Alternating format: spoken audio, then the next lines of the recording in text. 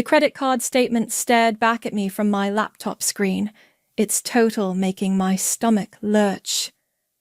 $23,000. I blinked hard, hoping the number would change, but it remained stubbornly fixed. These weren't my charges. I hadn't spent a dime at the Golden Palace Casino, let alone multiple transactions totaling thousands. My name is Freya, and I've always been the responsible one, the one my family calls when they need money, advice, or someone to clean up their messes. But this was different. My phone buzzed.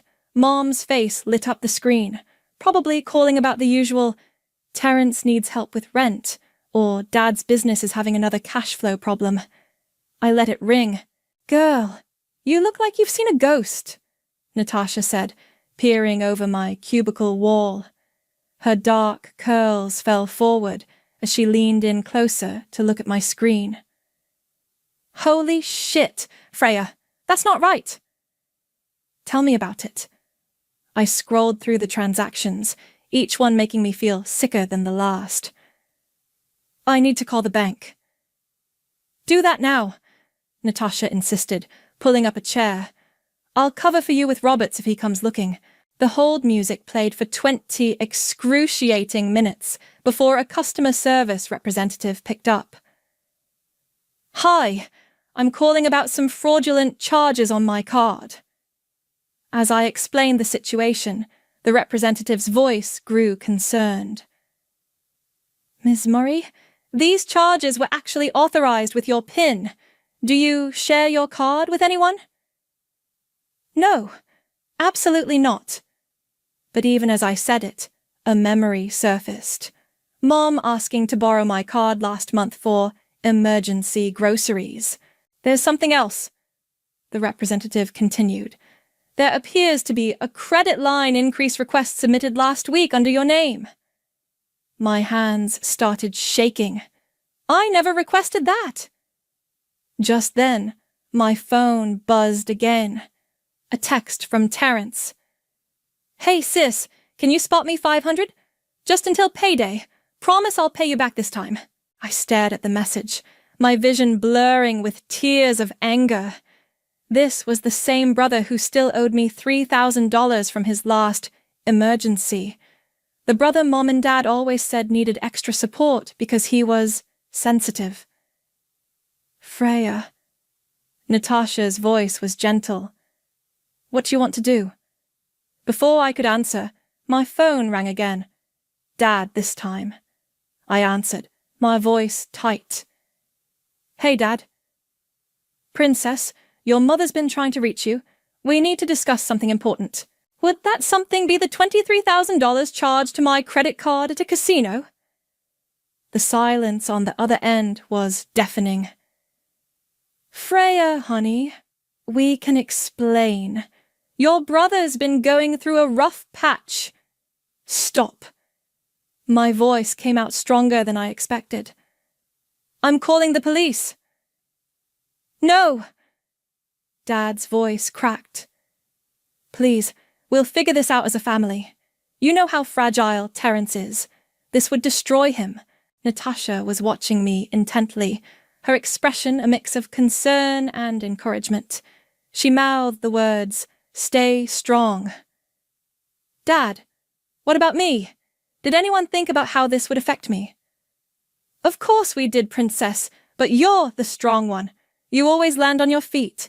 Terrence, he needs protection. I laughed, but there was no humor in it. Protection? From what? Consequences? Just come over for dinner tonight. Your mother's making your favorite lasagna. We can talk about this like adults. I glanced at the credit card statement again, then at Terrence's text, still waiting for a response. My whole life flashed before me.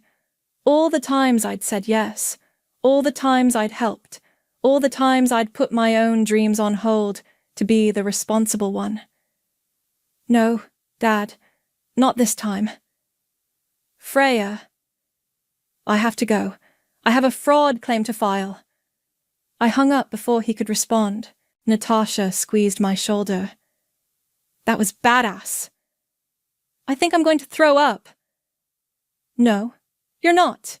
You're going to file that fraud claim, and then we're going to figure out exactly what they've done. She pulled out her notebook. And then you're going to stop being everyone's ATM. My phone buzzed again. Mom, this time, with a text. Please don't do anything rash, sweetheart. Family protects family. I turned my phone off and looked at Natasha. You're right. But first, I need to check something else. If they used my credit card, what's stopping them from taking out other loans in my name? The look on Natasha's face told me she'd had the same thought. As I opened a new tab to check my credit report, I could feel my hands steadying, my shock giving way to determination. For the first time in my life, I wasn't going to protect my family. I was going to protect myself. Personal loan, $45,000, approved March 15th. I read the credit report entry out loud, my voice shaking. Car loan, $32,000, approved January 3rd.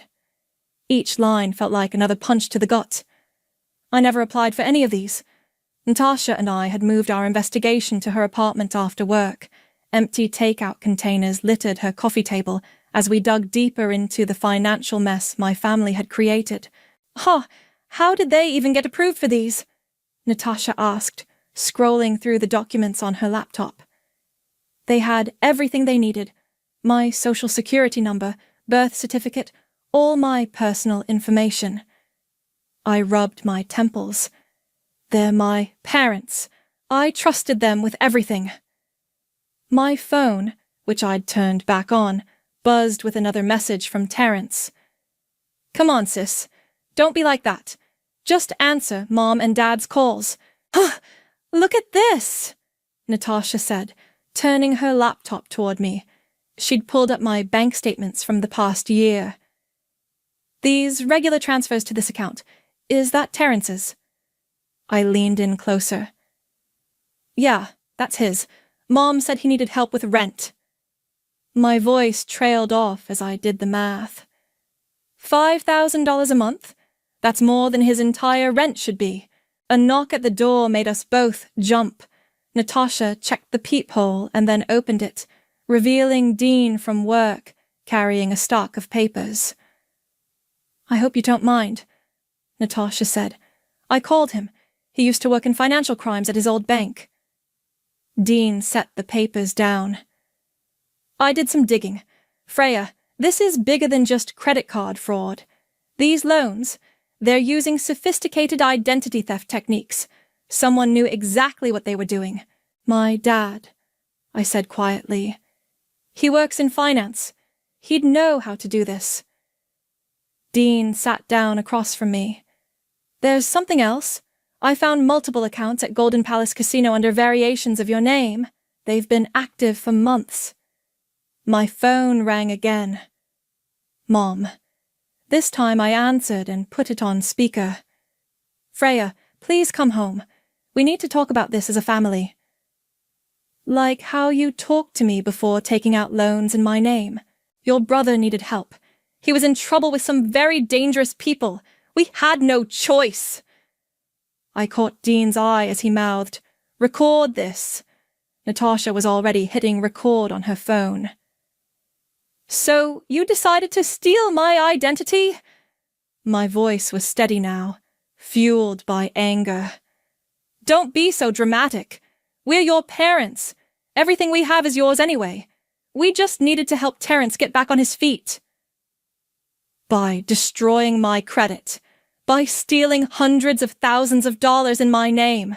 Keep your voice down, Mom hissed. Your brother might hear you. He's very fragile right now. Dean was frantically writing something on a notepad.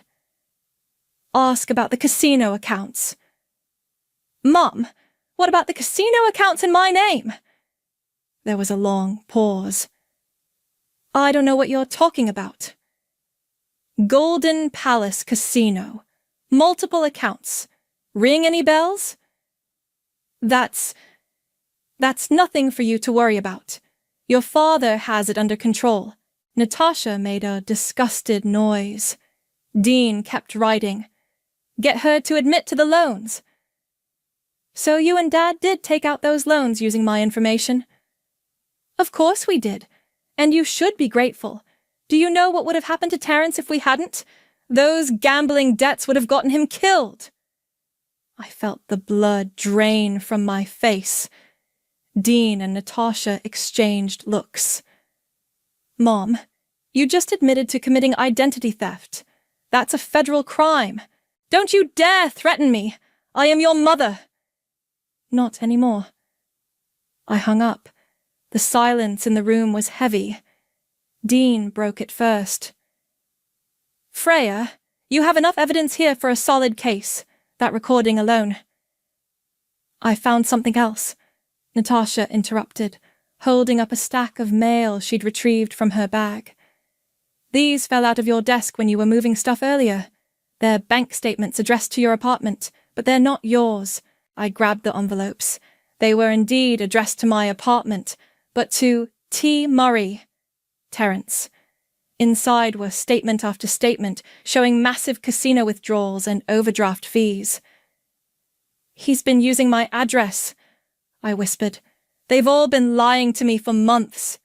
Years, probably. Dean touched my arm gently. You need to decide what you want to do.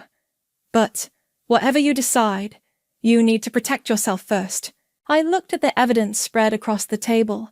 The loans, the credit card statements, the casino accounts, the recorded confession, and now these bank statements. Years of being the responsible one, the dependable one, the one who always cleaned up everyone else's messes, and this was how they repaid me. I want to burn it all down, I said, surprising myself with the coldness in my voice.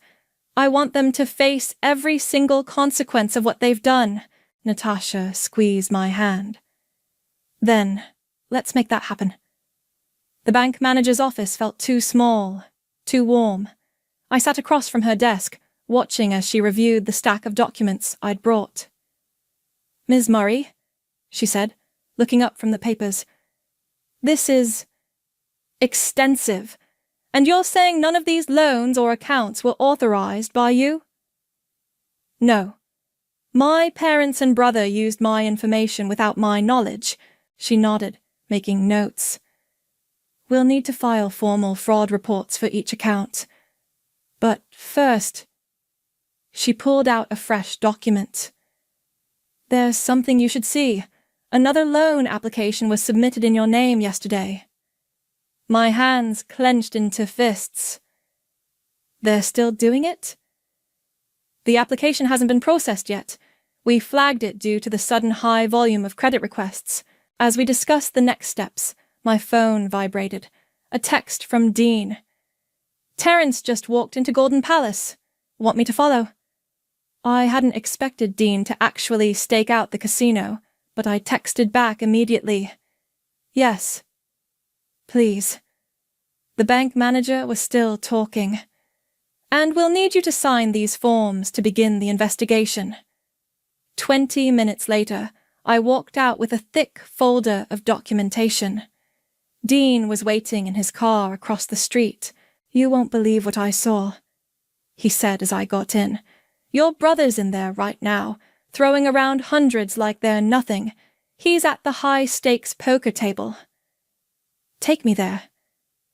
The casino was gaudy, all flashing lights and electronic chimes. Dean led me to an observation area above the poker tables. There was Terence, surrounded by chips, laughing with a cocktail in his hand. Would you like a drink, sir? A waitress appeared beside us. No, thank you. Dean started. Yes, I interrupted. I'll have whatever he's having. I pointed at Terence. Minutes later, I walked down to the poker table, drink in hand. Terence didn't notice me at first, too focused on his cards. Hitting it big, little brother? He looked up, his smile faltering for just a second before returning, broader and faker than before. Freya, come to join the fun? Where'd you get the money, Terence? He laughed, loud and hollow. What are you, Mom? I'm working now, remember? Really? Because last I heard, you needed to borrow $500 for rent. The other players were starting to look uncomfortable. Terence's smile became fixed. Let's talk about this later, sis. Let's talk about it now. Let's talk about the loans in my name, the credit cards, the casino accounts. Terence's face darkened. You're making a scene. You're making a felony. He stood up abruptly, grabbing my arm and pulling me away from the table. Dean started forward, but I waved him back. What the hell is wrong with you? Terence hissed once we were in a quiet corner. Me? You stole my identity. I didn't steal anything. Mom and Dad handled all that. They're just trying to help me get back on my feet. With my money? My credit? He smirked, and in that moment, I saw him clearly for the first time. Come on, Freya. We both know you're the responsible one, the successful one. You can handle this. I'm the one who needs help. You need help, all right. Professional help. Don't act all high and mighty. You've always loved playing the martyr, haven't you? Perfect Freya, always sacrificing for the family. My phone buzzed. A text from Natasha. Got the footage from the bank security cameras. Clear shots of your dad submitting the loan applications. Terence glanced at my phone. What are you going to do? Turn us in? They're your parents, Freya. They'll never forgive you. Maybe I'll never forgive them. He laughed again, but there was an edge to it now. You know what's funny? Mom and Dad are so worried about you finding out, but I told them not to stress. I said, Freya will cave. She always does. She'll cry and yell, but in the end, she'll help us fix it. She always does.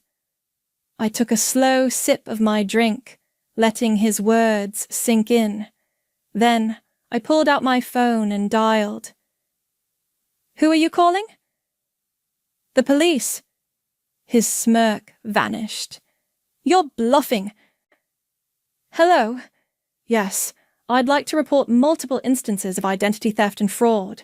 I'm at Golden Palace Casino, and one of the perpetrators is here right now, gambling with stolen money. Terence lunged for my phone, but Dean was suddenly there, stepping between us. Don't, Dean said quietly. You've done enough. Terence looked from Dean to me, his face contorting with rage. You stupid bitch! You have no idea what you're doing. Actually, I said, watching as 2 security guards approached, responding to Dean's signal. For the first time in my life, I know exactly what I'm doing. The guards reached us just as Terence tried to run. As they detained him, I could hear him shouting, Call Mom! Call Dad! Freya's lost her mind. But I wasn't listening anymore. I was already walking away, sending a group text to my parents. Terence is about to be arrested. Your turn is coming. I have everything documented. Dean fell into step beside me. You okay? No, I said, but I will be. The police station's fluorescent lights made everything look harsh and unreal. I sat in a hard plastic chair, watching through a window as Terence was processed. Mom and Dad hadn't arrived yet, but their frantic texts kept lighting up my phone. You need to eat something, Dean said, offering me a sandwich from the vending machine. I can't. Detective Rivera sat down across from us, spreading out photos of the bank surveillance footage. Your father is clearly visible in these images, submitting documents in your name. Combined with the recorded phone conversation with your mother, We have a solid case. My phone rang again. Dad. You should answer it, the detective said, nodding to her colleague to record the call. I put it on speaker. Hello? Freya. What have you done? Dad's voice was trembling. They're holding your brother like a common criminal. He is a criminal. So are you and Mom. We are your family. Everything we did was to protect... To protect Terence, I know, but who was protecting me? You're being selfish. Your brother could face jail time. Detective Rivera slid a notepad across the table. Ask about the latest loan application. Dad, why did you submit another loan application in my name yesterday? A pause. Who told you about that? The bank flagged it. Were you planning to steal even more money from me? It's not stealing when it's family. Terence needed... How much does he owe? I interrupted. The real amount, Dad. No more lies. Another pause, longer this time. Close to $500,000. Dean swore under his breath. Detective Rivera leaned forward. To who? I asked. Some people. Bad people. They were threatening him. So you decided to sacrifice my future instead? We had a plan! Once Terence won big at the casino, we'd pay everything back. You'd never even know. Never know that my own parents committed felony fraud? That you destroyed my credit? That you... A commotion in the hallway cut me off. Mom burst in, her face red and tear-streaked. How dare you! She screamed, lunging toward me. An officer stepped between us. After everything we've done for you. Everything you've done to me, I corrected, standing up. Where were you when I needed help with college? When I was working 3 jobs to pay my rent? You were too busy bailing out Terence. He's sensitive. He needs us. And I don't. You're strong. You can handle it. Not anymore. I turned to Detective Rivera. I want to press charges against all of them. Mom collapsed into a chair, sobbing. Dad's voice came through the phone, still on speaker. Princess, please, we can work this out. We're family. Family doesn't steal from family, Dean said quietly. Detective Rivera nodded to an officer. Mr. Murray, we need you to come down to the station immediately. I need to call our lawyer. That would be wise, the detective said. Mrs. Murray, please remain here. Mom looked up at me, her makeup streaked across her face. You're really doing this? To your own parents? You did this. All of you. Every time you chose Terence over me. Every time you stole from me. Every time you lied. We'll never forgive you for this, she spat. I know. My voice was steady. I'm counting on it. The detective led Mom to another room for questioning. Through the window, I could see Terence in his cell, head in his hands. Dean touched my shoulder. Want to get some air? Outside, the night air was cool on my face. My phone buzzed with a text from Natasha. Just saw the news. You okay? Need me to come down? No, I texted back. But maybe later. Wine and ice cream? Already bought both. You're staying with me tonight. No arguments. Dean leaned against the wall beside me. You know what happens next, right? This goes public. Court dates. Family drama splashed across local news. I know. Your parents could go to jail. I know that too. He studied my face. You're not backing down, are you? They made their choice. Every time they forged my signature. Every time they took out another loan. Every time they chose Terence. I looked up at the stars, barely visible through the city lights. Now I'm making mine. Detective Rivera wants your statement. An officer called from the door. I straightened up, squaring my shoulders. Inside, I could hear Mom still crying, Dad's arrival creating another wave of drama, Terrence's demands to speak to a lawyer. The family I'd spent my whole life protecting was falling apart, but for the first time, I wasn't rushing to pick up the pieces. "Ready?" Dean asked. I nodded, turning back toward the station. Ready to tell the truth. All of it. The courthouse hallway buzzed with tension. 3 weeks had passed since that night at the police station, and now we were all here for the preliminary hearing. My parents sat on one bench, Terrence on another with his court-appointed lawyer. None of them would look at me. "Remember," my lawyer whispered, "let me do most of the talking. Only answer what's asked." Natasha squeezed my hand. Dean stood nearby, his presence steady and reassuring. A bailiff opened the courtroom doors. "All rise!" Inside, everything happened quickly. The charges were read: identity theft, fraud, financial exploitation. My parents' lawyer tried to paint it as a family matter that got out of hand. Terrence's lawyer argued addiction as a mitigating factor. Then it was my turn to testify. "Ms. Murray," the prosecutor began, "please tell the court about when you first discovered the fraud." I described finding the credit card charges, the loans, the casino accounts. My voice stayed steady until I reached the part about my mother's phone call. "And what did your mother say when you confronted her?" "She said I should be grateful, that I was the strong one, so I could handle it, that Terrence needed protection more than I did."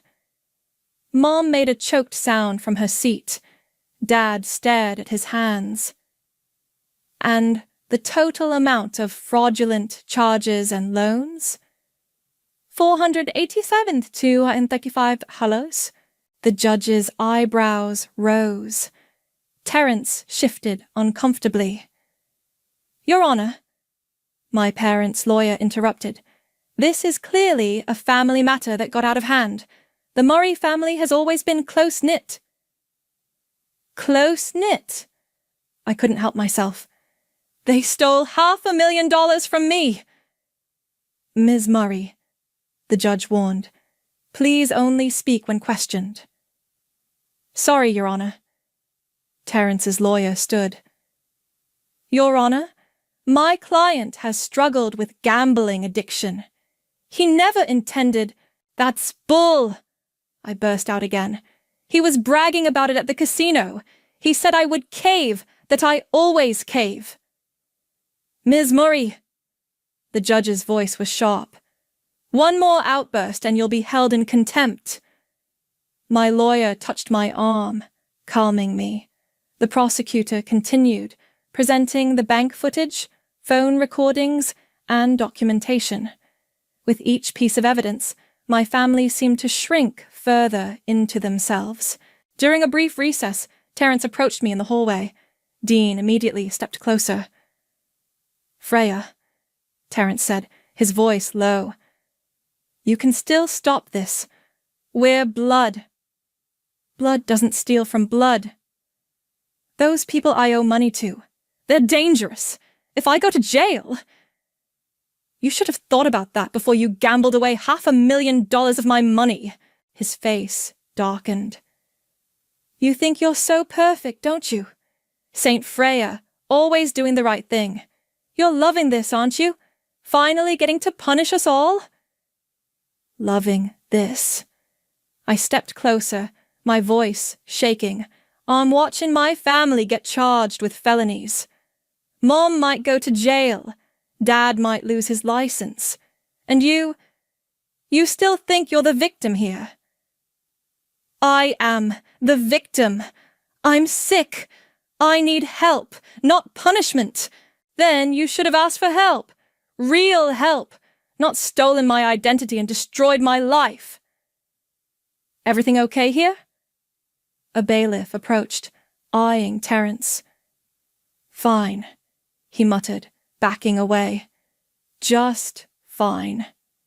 Back in the courtroom, the judge reviewed all the evidence before speaking. The evidence of systematic fraud is overwhelming. This wasn't a one-time mistake or a family emergency. This was a calculated, long-term scheme to exploit Ms. Murray's credit and identity. She turned to my parents. As her parents, you were supposed to protect her, not exploit her. Mom started crying again. Dad put his arm around her. Given the severity and duration of these crimes, I'm setting bail at $100,000 each. Mr. Terence Murray will remain in custody due to flight risk. Trial dates will be set for next month. The gavel struck. My parents' lawyer immediately began discussing payment plans. Terence was led away in handcuffs, shooting me a look of pure hatred. In the hallway, Mom approached me one last time. "Are you happy now?" she asked, her voice bitter. "You've destroyed this family." "No, Mom, you did that. Every time you chose him over me. Every time you stole from me. Every time you said I could handle it because I was strong. He's your brother. And I'm your daughter. Or I was." Dad tried to speak, but I turned away, walking toward Dean and Natasha. Behind me, I could hear Mom's sobs echoing through the courthouse halls. "You did the right thing," Natasha said, hugging me. "Then why does it feel so awful?" Dean took my hand. "Because you're a good person. Because despite everything they did, you still love them." "Yeah," I said, watching as my parents were led away to process bail. "I do, and that's the worst part of all of this." We walked out into the sunlight, leaving behind the family I'd lost by finally finding the strength to stand up for myself. "You've got another letter," Natasha said, holding up an envelope with the jail's return address. "Want me to add it to the pile?" I nodded from my spot on her couch, where I'd been living for the past 2 weeks. The pile of unopened letters from Terence had grown to 12. Mom and Dad, out on bail, had switched from crying voicemails to angry texts to guilt-ridden emails. My phone buzzed. Dean. "Turn on Channel 7 now." Natasha grabbed the remote. The local news was running a story about our case, in what prosecutors are calling one of the largest family fraud cases in the state. The victim's own parents allegedly... "Victim," I muttered. I hate that word. The story cut to footage of my parents leaving the courthouse, then to an old family photo someone had dug up. We were all smiling at some long-ago birthday party. Terence was blowing out candles. I was standing in the background, always in the background. A knock at the door made us jump. Dean stood there with takeout bags. "Thought you might need dinner after seeing that," he said. "They made me look like some sort of tragic figure," I said, taking a container of pad thai. "Poor Freya, betrayed by her family." "You were betrayed," Natasha pointed out. "I know, but..." My phone rang. Unknown number. "Hello? Hello, is this Freya?" A man's voice, unfamiliar. "I'm calling about your brother's debt." My blood ran cold. Dean noticed my expression and moved closer. "Who is this? Let's just say I'm one of the people your brother owes money to. A lot of money." "That's not my problem." "It is now. See, your brother promised he'd pay us back with his casino winnings, but now he's in jail, thanks to you. You should talk to his lawyer." The man laughed. "We don't do lawyers. We do family, and your family." "Are you threatening me?" Dean grabbed my phone, putting it on speaker. Natasha was already dialing the police. "Not threatening, just explaining the situation. Your brother owes us $200,000. We're willing to be reasonable. Pay us, and this all goes away." "And if I don't?" Then maybe those charges against your parents get worse. Maybe some new evidence appears. Maybe I report this call to the FBI. Dean cut in. Since you're adding extortion to illegal gambling. A pause. Who's this? Someone who's recording this call and tracing this number. The line went dead. Call Detective Rivera, Dean said to Natasha. Now! My hands were shaking. They found me. They actually found me. They're trying to scare you, Dean said, pulling me close. We won't let them. Detective Rivera arrived 30 minutes later with 2 other officers. We'll need to set up surveillance, she said, pacing Natasha's living room. And you'll need protection. I can't stay here, I said to Natasha. I'm putting you in danger. Don't even think about it, Natasha replied. We're in this together. She's right, Dean added. You're not alone anymore. My phone buzzed with a text from Mom. These men came to our house. What have you done? Why can't you just help your brother? Detective Rivera read the text over my shoulder. We'll need to question your parents about their contact with these individuals. They'll never cooperate, I said. They'll protect Terrence until the end. Then they'll face additional charges. Another text came through, this time from Dad. Princess, please. These men are serious. Just pay them. We'll figure out the rest later. Still protecting him, I whispered. Even now. Dean took my hand. You don't have to answer them. Actually, Detective Rivera said, we might want her to, if we can get them to admit more about these men. My phone rang again, another unknown number. Detective Rivera nodded to her colleague to trace it. Hello, Freya? It was Terrence, calling from jail. You have to help me. These guys, they're not playing around. Neither am I. They'll hurt Mom and Dad. Don't you care? Of course I care, but I'm done fixing your messes. They know where you live, where you work, who your friends are. Detective Rivera was frantically writing notes, coordinating with someone on her radio. Is that a threat, Terrence? It's a warning. Family looks out for family. Family doesn't destroy family. You're destroying me! No, I said, my voice stronger than I felt. You did that all on your own. I hung up, looking at the room full of people who had my back. Really had my back. Not like my family had claimed to all these years. Okay, I said to Detective Rivera. What's our next move? For the first time in my life, I wasn't facing a crisis alone, and that made all the difference. The trial date arrived faster than I expected. The courthouse steps were crowded with reporters, their cameras flashing as we approached. Dean kept his arm around me, shielding me from their questions. Ms. Murray, how does it feel to testify against your own family? Did you know about your brother's gambling addiction? Are your parents going to prison? Inside, my parents sat with their lawyer, both looking older than I remembered. Mom had lost weight.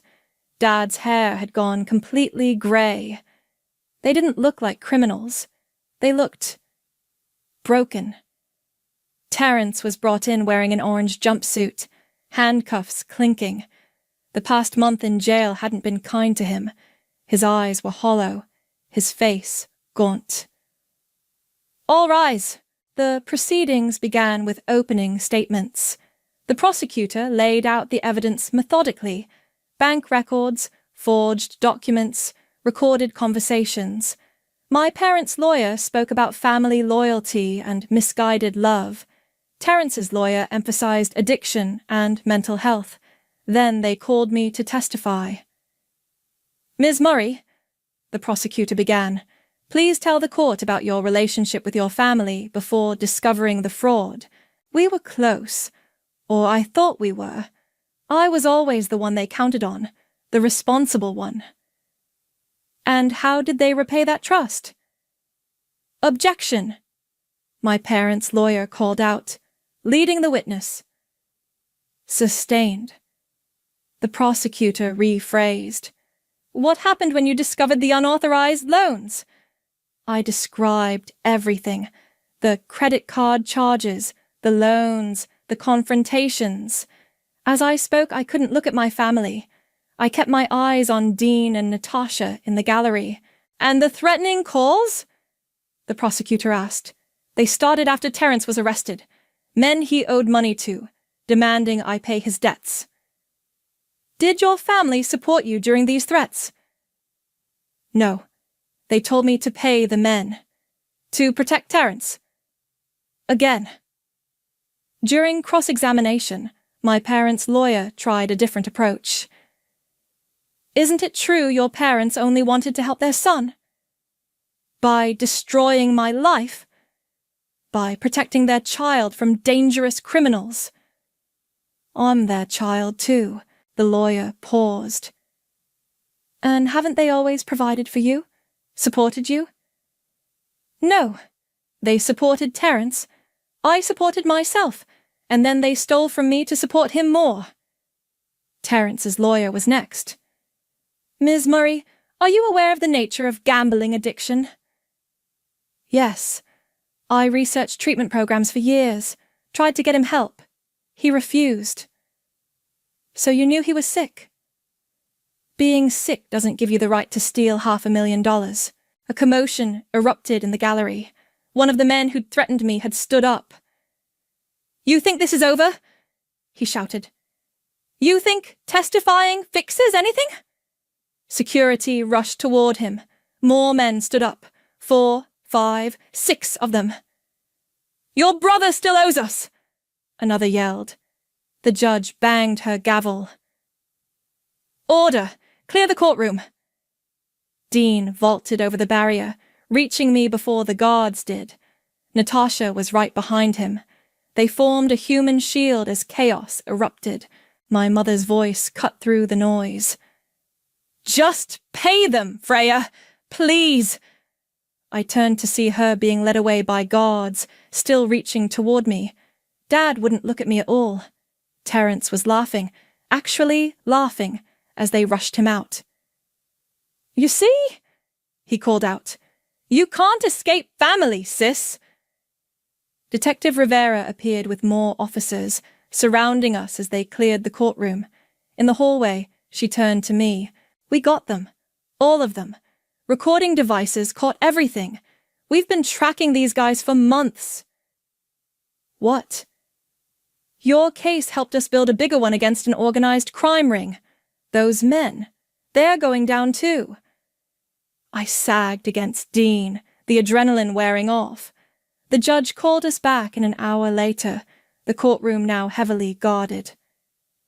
In light of today's events, she announced, and the overwhelming evidence presented, I'm prepared to rule.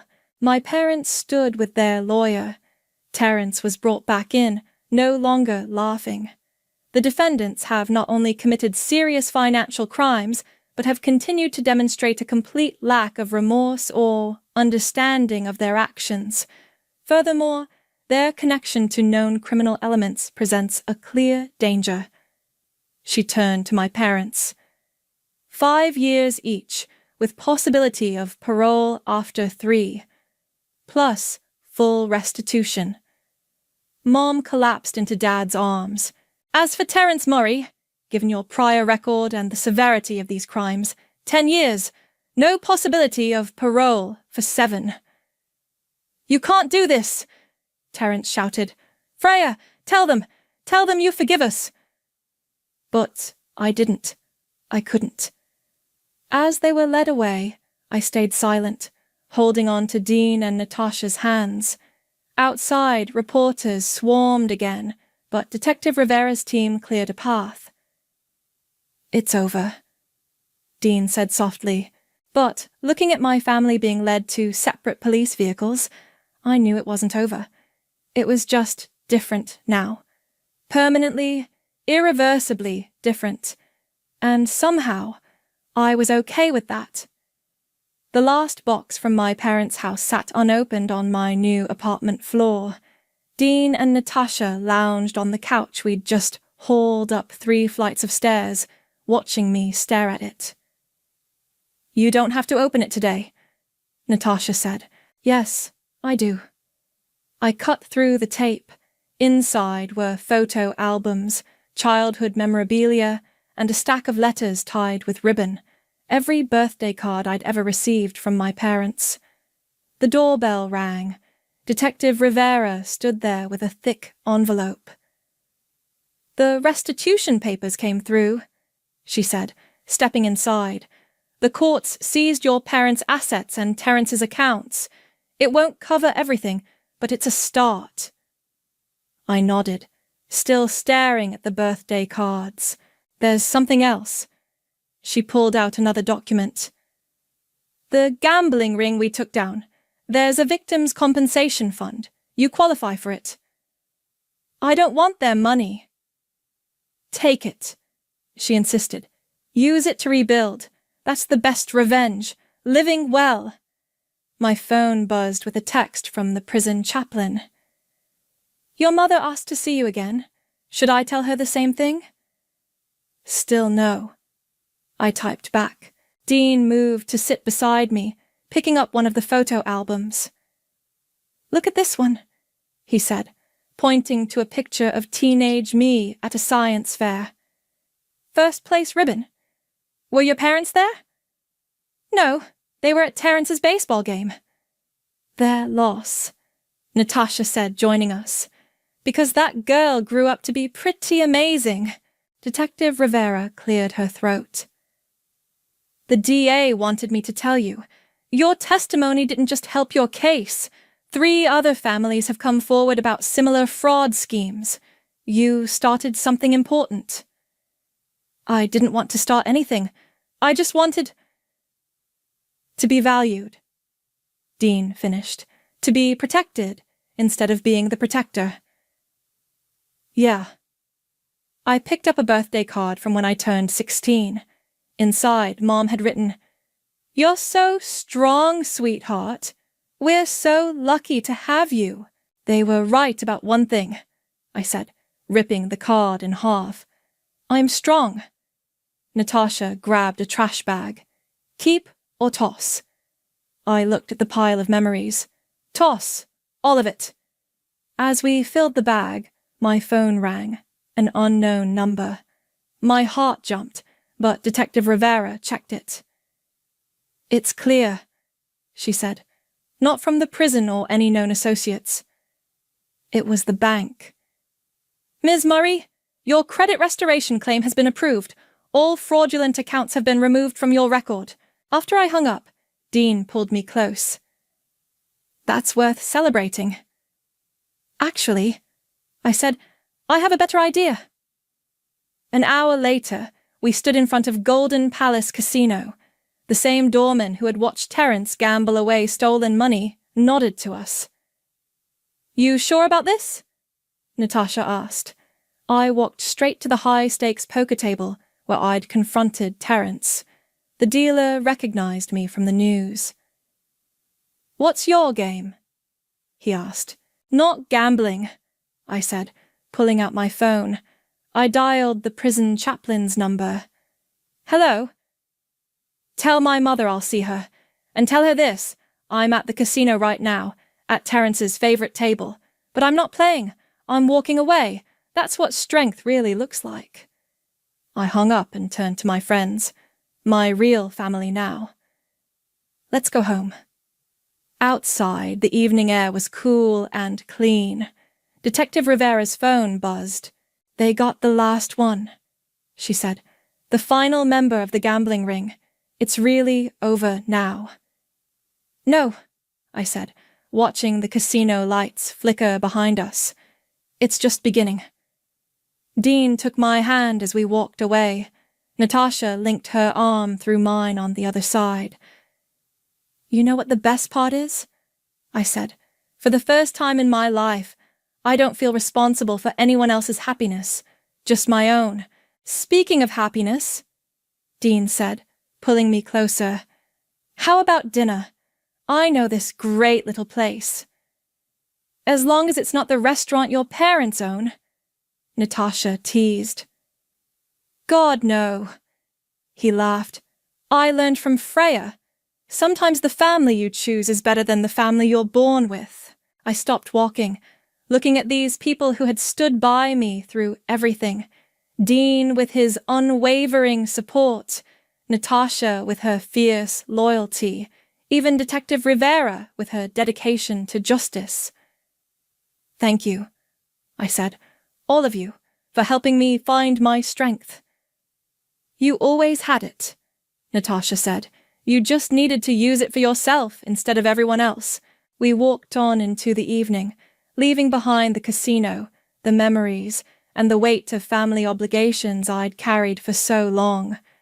Ahead lay something better, freedom, truth, and the kind of love that builds you up instead of tearing you down. I was finally, completely free.